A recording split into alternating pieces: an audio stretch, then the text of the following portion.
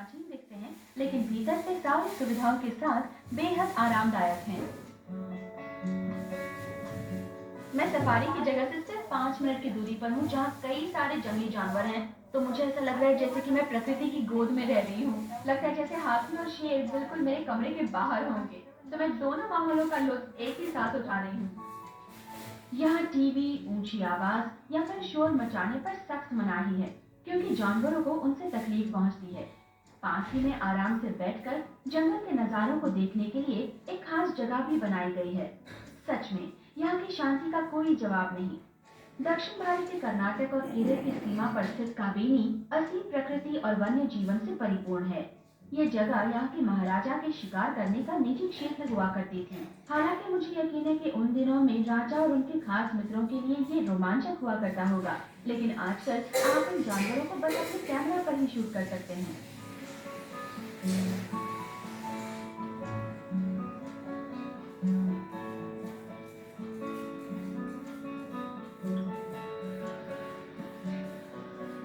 मुझे यहाँ अपनी गाड़ी बदलनी होगी, क्योंकि नागरहोली जंगल में बाहरी वाहनों के प्रवेश पर मनाही है। हमें कंजर्वेशन वाहन लेकर वहाँ 6 बजे से पहले पहुँचना होगा। हमें जंगल का 10% हिस्सा देखने को मिलेगा, क्योंकि बाकी बचा हुआ हिस्सा सिर्फ जानवरों के लिए है। दक्षिण भारत के सबसे संरक्षित क्षेत्रों में से एक होने के साथ साथ ये इस देश का एक महत्वपूर्ण नेशनल पार्क भी है। यहाँ काम करने वाले कुछ लोगों ने मुझे बताया कि किस तरह इस जंगल की देखरेख और साथ ही विद्यार्थियों की ट्रेनिंग में कैसे खास ध्यान रखा जाता है।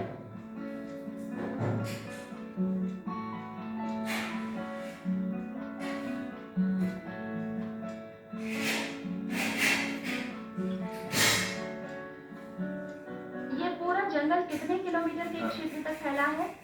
ये जंगल लगभग 645 स्क्वायर किलोमीटर का है, नागरहोली जंगल। इसके पार और भी जंगल हैं, जैसे कि बंडीपुरा जंगल या फिर कर्नाटक में स्थित मशहूर बंडीपुर टाइगर रिजर्व। लेकिन सिर्फ नागरहोली ये लगभग 645 स्क्वायर किलोमीटर। 645 square kilometre. यहाँ इस जंगल में कितने प्रकार के जानवर रहते हैं?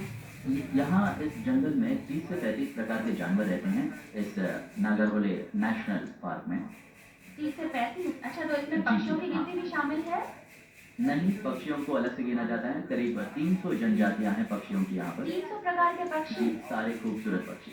उम्मीद है आज हमें एक बाघ दिखे। शर्मीले होते हैं और ज्यादातर एकांत में रहना पसंद करते हैं, तो जरा मुश्किल है। तो बाघ का देखना ज्यादा आम बात है? आजकल काफी बाघ देखने मिलते हैं, खासकर सुबह का समय बहुत अच्छा होता तो है। आपने आज सुबह ही बाघ देखा था? मैंने मिस कर दिया। इतना निराश मत होइए, शायद कहीं हमें कोई शेर दिख जाए। आज मौसम काफी अच्छा है। तो क्या अच्छी मौसम में बाघ बाहरी इलाके में आना पसंद करते हैं, सनबेडिंग जैसे? जी हाँ, बिल्कुल। यहाँ के जानवरों ने खुद को इस हरियाली में कुछ इस तरह छिपाया है कि पलक झपकते ही आप इन्हें देखने का मौका खो सकते हैं।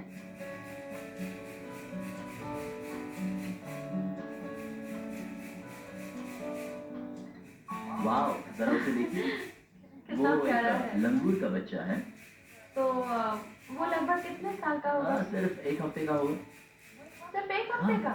इससे छोटा बंदर मैंने आज तक नहीं देखा, सच में। और ऐसे कई और बंदर मैंने यहाँ कभी पर भी एक नवजात को नहीं देखा।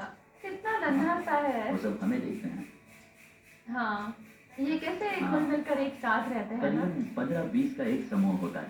तो क्या ये बंदर अपने परिवार के साथ रहते हैं? जी, फैमिली की तरह। तो ये है लंगूर, और आपने कहा कि ये शाकाहारी होते हैं? हाँ, ये बंदर शाकाहारी होते हैं और ये पत्ते खाकर अपना पेट भरते हैं। हाँ। इन्हें लीफ ईटर मंकी कहते हैं।